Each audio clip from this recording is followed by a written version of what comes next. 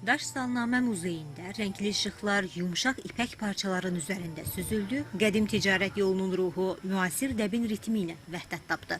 Moda həftəsinin 19-cu mövsümünün bədii xəttinin formalaşmasına isə şərqlə qərbin qovuşduğu böyük ipək yolu ilham verdi.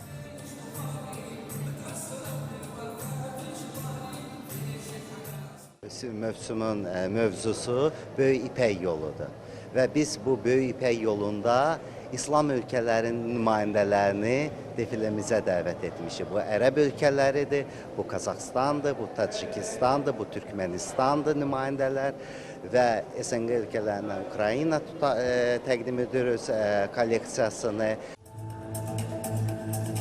Azərbaycanın strateji və mədəni mərkəz rolunu vurğulayan moda həftəsində yerli dizaynerlər əməkdar incəsənət xadimi Fəxriyə Xələfova, Natavan Əliyeva və Murad Hüseynin kolleksiyalarının kollektiv nümayişləri xüsusi təqdimatla keçirildi.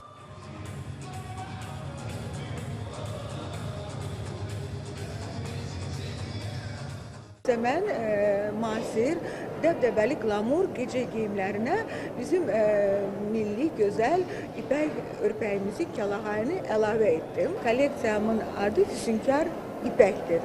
İpəyin füsunkarlığını göstərərək mən ümumiyyətcə bu üsluba folklor, etnik üslub deyilir, dəbsevərlərin diqqətini çəkmək istədim.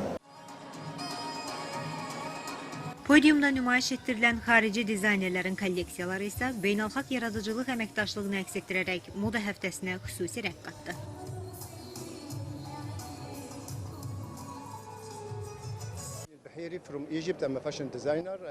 Bakıya ilk dəfə gəlmişəm və Misirin mədəniyyətini burada təqdim etmək mənə böyük sevinc verir. Fərqli moda həftələri üçün ümumilikdə 35 parça hazırlamışam. Amma Azərbaycan moda həftəsi üçün xüsusi olaraq 10 ən seçilmiş modeli gətirmişəm və bunların hər biri əl işidir. Hər bir parça bizim ölkənin mədəniyyətini və moda sənayesindəki yerimizi əks etdirir. Mənim üçün ən önəmlisi Misirdə xüsusi və orijinal işlərin yarandığını dünyaya göstərməkdir.